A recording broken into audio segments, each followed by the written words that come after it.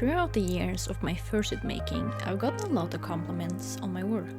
A lot of people have said, your work is really good, I wish I could make costumes as good as you, in which I usually respond to something along the lines of thanks, but I didn't always make good things like this. We all start somewhere and I get better with practice. Heck, even to this day I still make mistakes. I recently used the wrong color for a pair of paws, whoops. But that reminded me, I wanted to make a video to highlight some of the things I wish I knew about fursuit making back when I first started making them. So hopefully you can learn from the mistakes I did. Number 1. How to properly sew. Now this may seem obvious, but back when I first made my fursuit, I didn't use the correct hand stitching techniques for sewing my fursuits. And instead of looking up sewing tutorials and learning how to do it right, I used a basting stitch. Although a basting stitch is okay at holding things together, it isn't very strong. My first fursuit stitching will constantly pop and fall apart. Because of that, I looked up a sewing tutorial and switched over to using a blanket stitch instead, which is much stronger and professional. It is what I continue to use to this day, aside from parts that I can sew on a sewing machine. If you want me to make a tutorial on all of the stitches I use now, please leave me a comment in the comment section. Number 2. Seam allowance is important. Staying on the topic of sewing, I was not good at it. First, for my first hand paws, I thought I could just trace the outline of my hand and use that as a paw pattern. The problem was that I didn't add enough seam allowance and I didn't add enough space in the wrist area so that I could show my hand into the paw. If you don't know what seam allowance is, I'm gonna try to explain it here. Seam allowance is a little bit of extra space that you add to your fabric pieces, so that you have room for error, and when you sew, a small part of the fabric goes into the stitching. Now the amount of seam allowance you need depends on how experienced you are. I usually do 0.5 centimeter for hand sewing and 1 centimeter for sewing machines, as the machine leaves more room for error. Now I'm quite experienced by now, so if you want to use more seam allowance than what I use, that is totally fine. Number 3. You do not have to use the bucket head technique. The bucket head technique is a common method for crafting fursuit head bases out of foam. Despite its name, no, you do not actually use an actual bucket for this. But that would be really funny, wouldn't it? In actuality, you start off with making a foam tube of sorts that you form into a fursuit head. This technique is very, very common for beginners to use, as it's widely covered in a lot of tutorials, and it's usually the first thing to come up when you search for them. This is what I used for my first heads, and eventually I found out that it just wasn't for me.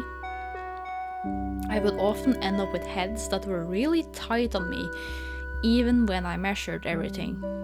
And I have since switched to a different technique that looks a bit more like a fencing mask.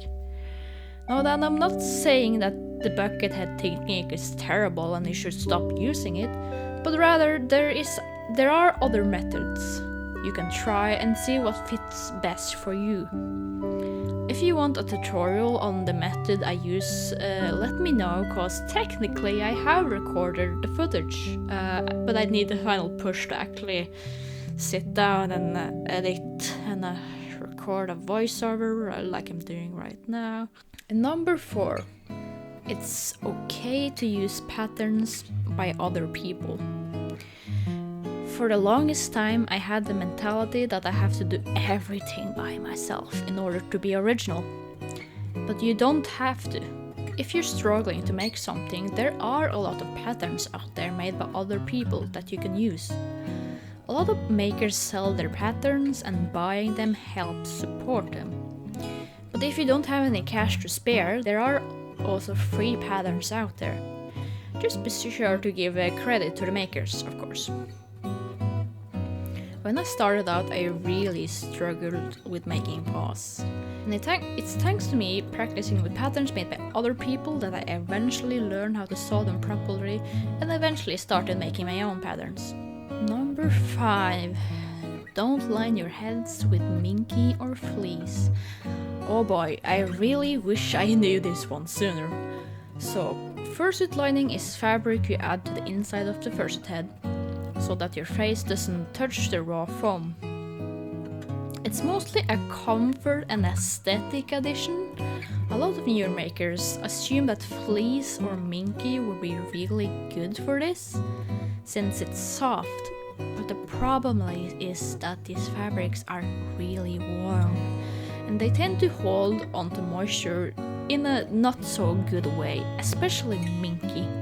For first head lining fabrics, I tend to go with spandex or a thin stretchy jersey fabric. I find that these are both comfortable and keeps you cool. For the mouth lining of the fursuits, I would also recommend not using minky, cause when you breathe, your hot breath creates moisture and minky just absorbs that stuff like crazy. And having a soggy fursuit mouth, it's something I'm not a fan of personally. Number 6. Wear a mask when you're shaving faux fur.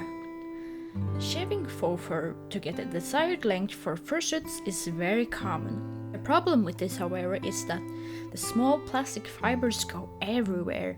If you're not wearing a mask, you're breathing that crap in.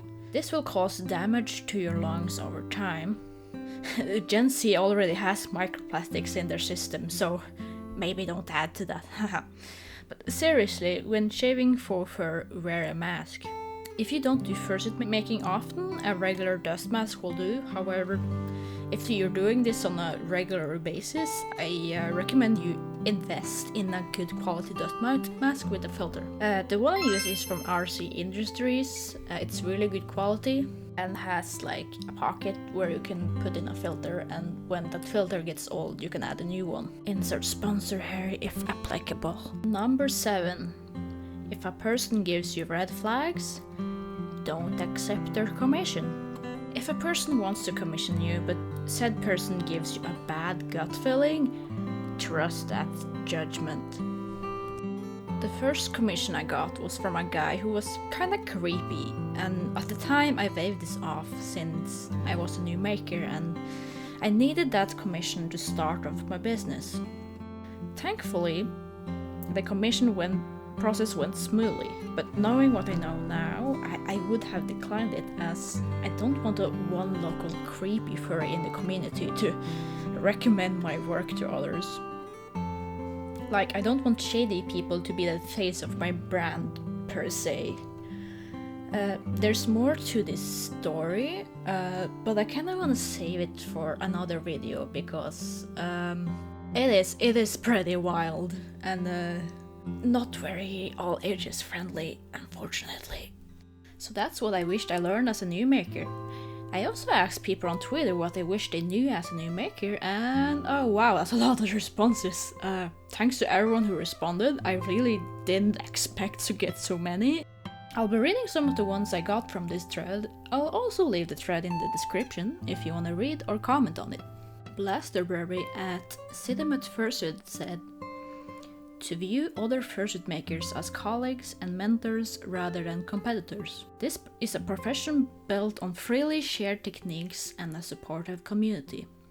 That is a really good thing. I used to be really jealous of other makers, but at the end of the day we all help each other. Cabber at MCkabber said, cheap craft furs are not good materials to use. That is very true.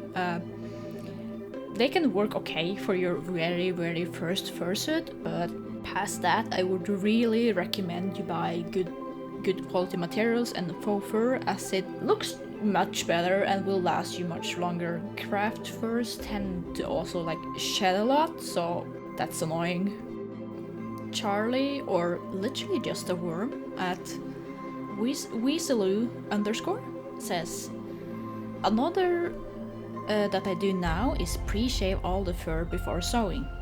It helps makes everything nice and even. So many times in the past, when I would shave a fully furred head, there would be areas and curls. The clippers would catch and shave shorter than planned. That is a good point. That is what I do currently. For those unaware, pre-shaving is when you shave the faux fur fabric before you glue it onto the head. This is really helpful because it makes it easier to sew the pieces together and also easier to shave after you glued everything to the head when you want to do the finishing touches. Now that's all the advice I have for now, but maybe if this video does well, I will go back and list some more things I wish people knew. And I also got a lot of good comments in that thread I mentioned. There's lots of things people wish they knew as new makers. But that's all for now. If you want to see more videos like this and as well tutorials, be sure to subscribe. It would really help me out. This is a fairly new YouTube channel and I'm working on making more videos. So that's all for now. Bye bye.